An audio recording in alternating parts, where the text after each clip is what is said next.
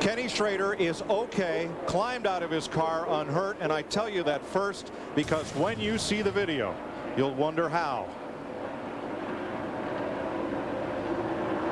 Gets around right there going down into turn one. Could be a nut. Oh my goodness.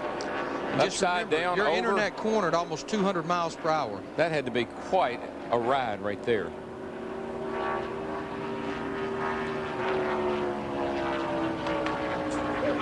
Got to believe something's happened back here.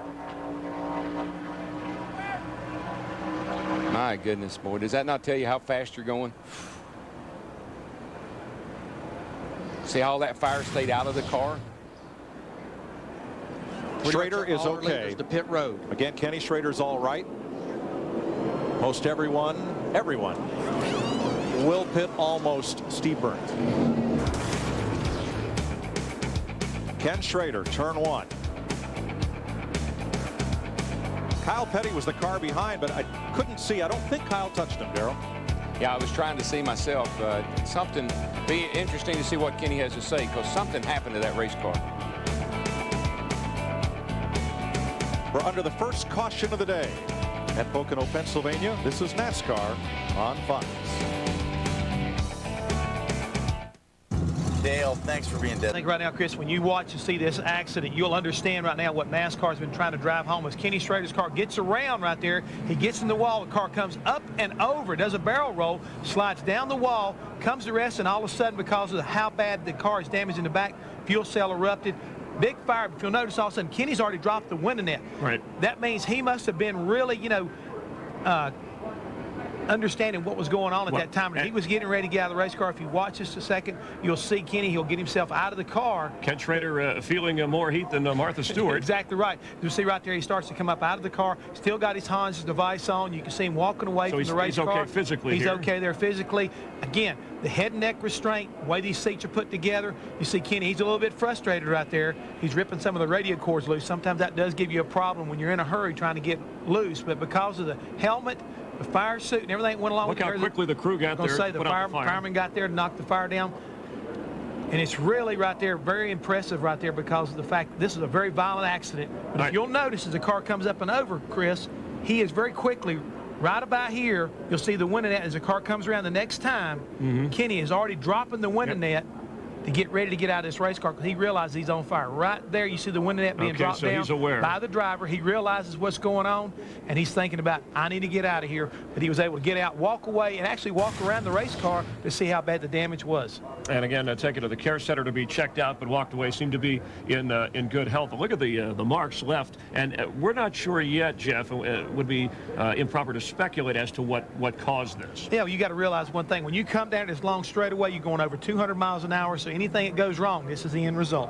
All right, Ken Schrader's car goes bam, but he's okay. This has been a Visa Race Break. We'll be back. We're live in Pocono at the Pocono 500, just getting cranked up. Stay with us.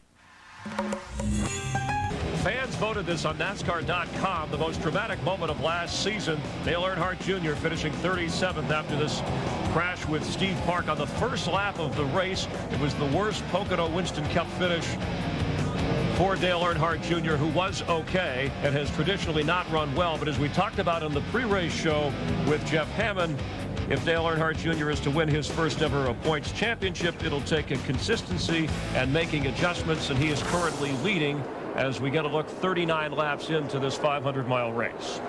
And here's what happened. Terry Labonte with a run. Pictures tell the story right there. Boy, Terry, what was that all about? I know Terry, wow. That was a hard hit. That was a hard lick. And it didn't look to me like Jeff Green was doing anything erratic. You know, it wasn't like he cut him off. Right in the middle of the straightaway. Boy, that's so uncharacteristic of Terry, but like you say, the pictures tell it all.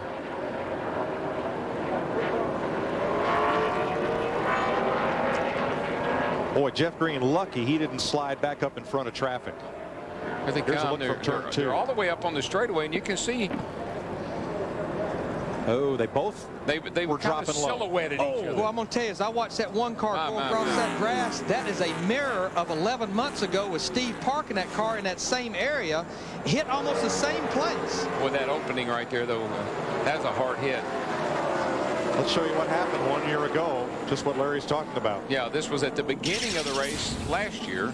Watch how much the guardrail moves now without that dirt behind it. See Rusty Wallace and the one car get together, and then here comes Dale Jr. pushing Park, and the car goes absolutely berserk and turns over and flies apart. There were two issues there, as you saw Dale Jr. a year ago go to Steve Park's aid. Darrell, one is you didn't have that dirt backing the guardrail. The other was the spacing of the guardrail posts were kind of far apart. And here's what just happened to Jeff Green. He and Labonte moved down. In almost the same area of the racetrack. Gosh, and wouldn't you know, it's right where the opening is. Jeff Green is out of that car. He is okay. Boy, that had to hurt. And we need to mention that our field just took the one to go along, of course, the white flag with the yellow flag, so they are on the last lap. Their one car, Steve Park. What happened out there with you in the one car with Jeff Green? Man, I had a heck of a run on him there, and he cut down to try to block me, and I tried to cut back to the right, and I didn't want to let out of the gas, you know, and I thought I was going to have him cleared, and I caught him in the back, and around he went. I hate it. I'd have sure never potentially got into Jeff there. He's a great competitor. He's having a really good run there, and I just had such a good run on him. I was trying to pass him for that spot there, and we got together. I hate it. Okay, thanks, Terry. To Matt Yoakum. And Matt Kenseth talking to Ryan Newman. First off,